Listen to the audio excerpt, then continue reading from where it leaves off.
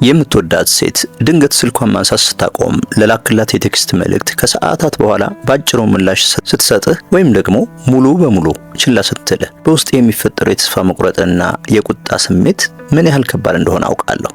አብዛኛው ወንድ በዚህ ሰዓት አእምሮውን መቆጣጠር ያቅተዋል። የስሜት ሕዋሳቱ ይደናገጣሉ። በውስጡ ትልቅ ጭንቀት ይፈጠራል። ይህ ጭንቀት ደግሞ ፍጹም የተሳሳቱ ውሳኔዎችን እንዲወስድ ይገፋፈዋል።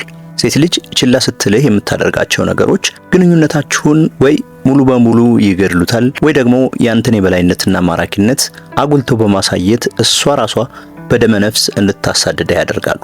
ዛሬ በዚህ ቪዲዮ ሴት ልጅ ችላ ስትልህ በፍጹም ማድረግ የሌለብህን 3 አደገኛ የስነ ልቦና ስህተቶችና የኃይል ሚዛኑን ባንዴ ወደ አንተ የሚመልሰውን አንድ ወሳኝ እርምጃ በዝርዝር እናያለን። ይህ ቻናል ሳይኮሎጂን በቀላል የህይወት መንገድ የምንረዳበት መድረክ ነው። አሁኑኑ ቪዲዮውን ላይክ በማድረግ ዝግጁነትን አሳይ። ቀጥታ ወደ መጀመሪያው አደገኛ ስህተት እንግባ። ሴት ልጅ ችላ ስትልህ በፍጹም ማድረግ የሌለብህ የመጀመሪያውና ትልቁ ስህተት ለምን ችላ አልሽኝ ብለህ መጠየቅ፣ መለመን ወይም ደግሞ ስሜትን በረጅም ጽሑፍ መዘርዘር ነው።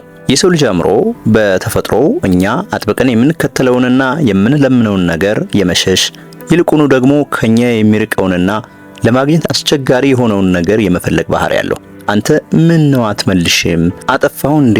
እባክሽን አውሪኝ እያልክ በደወልክላትና መልእክት በላክላት ቁጥር በሷ ንዑስ ንቃተ ህሊና ወይም ሰብኮንሺየስ ማይንድ ውስጥ የምትፈጥረው ትርጉም ይህ ወንድ ያለኔ መኖር የማይችል በራሱ መተማመን የሌለውና ለስሜቴ ተገዢ የሆነ ደካማ ሰው ነው የሚል ነው። እስኪ ይህንን የህይወት ምሳሌ እንመልከት። በረከት የሚባል ወጣት የሚወዳት ሴት መልእክቱን ሳታነበው ስትቀር አእምሮውን መቆጣጠር አቃተው። መጀመሪያ ደህና ነሽ አላት።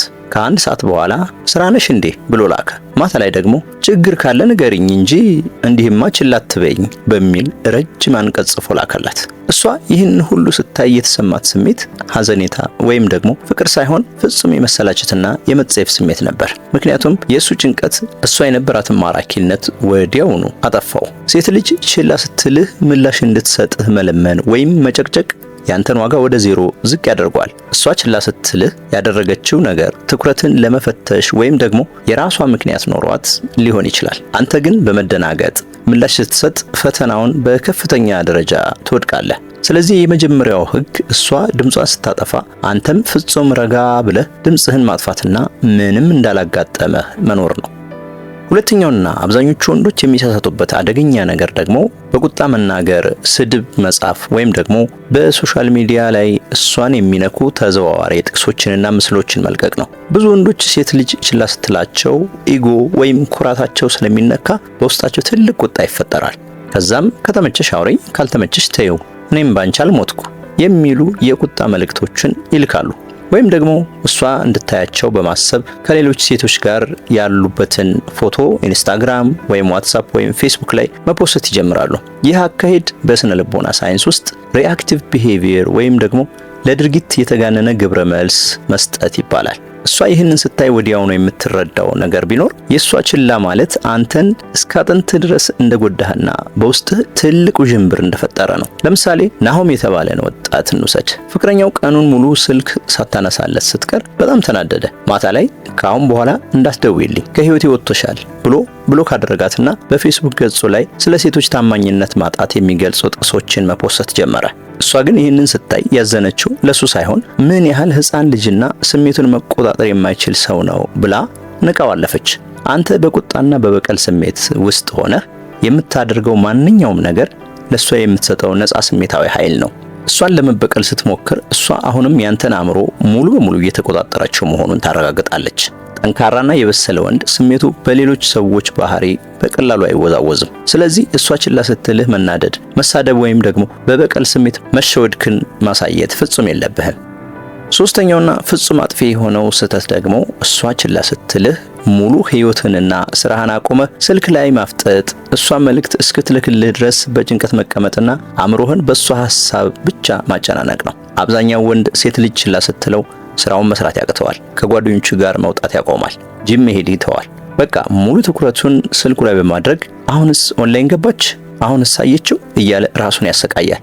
ይህ በስነ ልቦናው ዓለም ኦብሰሲቭ አታችመንት ወይም ደግሞ አባዛዊ የሆነ ቁርኝት ይባላል። አንተ ህይወትህን አቆመህ እሷን ስትጠብቅ ያንተ የስነ ልቦና ኢነርጂ ሙሉ በሙሉ ወደ እሷ ይሄዳል። ሴቶች ደግሞ በደመነፍሳቸው አንድ ወንድ ህይወቱን ሙሉ ለነሱ ብቻ የሰጠ አሰልቺ ሰው መሆኑን የመረዳት ድንቅ ብቃት አላቸው። ለምሳሌ አቤል የሚባል ወጣትን ብንመለከት የምትወደው ሴት ቴክስት ሳትመልስለት ስትቀር ያሰበውን ፕሮጀክት መስራት አልቻለም። ቀኑ ሙሉ ክፍሉ ውስጥ ቆልፎ ስልኩን እያየ ሲጨነቅ አመሸ። እሷ ግን በዛ ሰዓት ከጓደኞቿ ጋር ዘና እያለች ህይወቷን እየኖረች ነበር።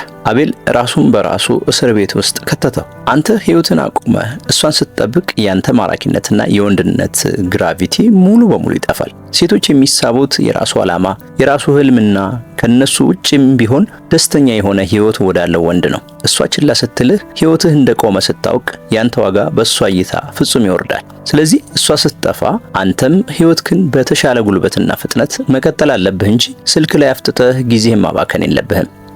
አሁን ደግሞ ሴት ልጅ ችላ ስትልህ የኃይል ሚዛኑን ሙሉ በሙሉ ወደ አንተ የሚመልሰውንና እሷ ራሷ በደመነፍስ እንድታሳድድህ የሚያደርገውን አንድ ወሳኝ እርምጃ እንመልከት። እሱም ፍጹም መረጋጋት፣ ዝምታን መምረጥና ትኩረትን ሙሉ በሙሉ ወደ ራስህ እድገት ማዞር ነው።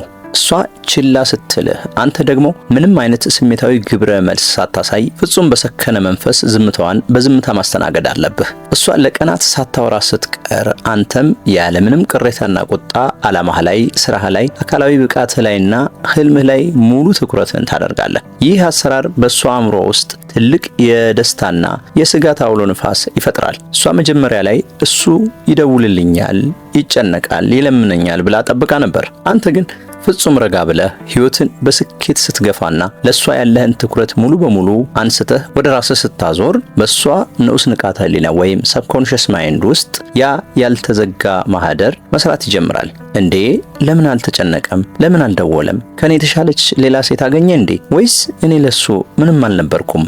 የሚሉ ጥያቄዎች አእምሮዋን ይበጠብጡታል። ይህ የስነ ልቦና ህግ ስኬርሲቲ ፕሪንሲፕል ወይም የጥረት ህግ ይባላል። ያንተ ትኩረትና መንከባከብ በቀላሉ የማይገኝ ረጋ ያለና ውድ መሆኑን ስታውቅ ያጣችውን ትኩረት ለማግኘት ስትል እሷ ራሷ ቴክስት መጻፍ፣ ደውላ ሰበብ መፈለግና አንተን ማሳደድ ትጀምራለች። አንተ ራስን ስታከብርና ዋጋ ስትሰጥ እሷም ያንን አይታ እንድታከብር ትገደዳለች። ለማጠቃለል ያህል ሴት ልጅ ችላ ስትልህ በፍጹም መለመንና መጨቅጨቅ የለብህም። በቁጣና በበቀል ስሜት ውስጥ ሆነ መልእክት መጻፍ የለብህም። እንዲሁም ህይወትህን አቁመህ እሷን መጠበቅ የለብህም። ይልቁኑ ልታደርገው የሚገባው ወሳኝ እርምጃ ፍጹም መረጋጋትን መምረጥ፣ ዝምታዋን ማክበርና ትኩረትን ሙሉ በሙሉ ወደ ራስህ እድገትና ህልም ማዞር ነው። ይህንን ስታደርግ ያንተን የወንድነት ዋጋና በራስ መተማመን በከፍተኛ ሁኔታ ታሳድጋለህ። እሷም ያንተን ቦታና እውነተኛ ዋጋ እንድትረዳ ታደርጋታለህ። ዓላማ ሰዎችን መቆጣጠር ሳይሆን የራስን የስነ ልቦና ጥንካሬና ክብር መጠበቅ መሆኑን አስብ። የዛሬው ቪዲዮ ይህንን ይመስል ነበር። ቪዲዮ ጠቃሚ እውቀት ከሰጠህ አሁኑኑ ላይክ ማድረጉን እንዳትረሳ። አንተስ ሴት ልጅ ችላ ስትል ከዚህ በፊት ምን ታደርግ ነበር? ሐሳብን በኮሜንት ላይ ጻፍልኝ። ለዚህ ቻናል አዲስ ከሆንክ ደግሞ ሰብስክራይብ በማድረግ የቻናላችን ቤተሰብ ሁን። በሚቀጥለው ቪዲዮ በሌላ ርዕስ እስከምንገናኝ ድረስ ሰላም።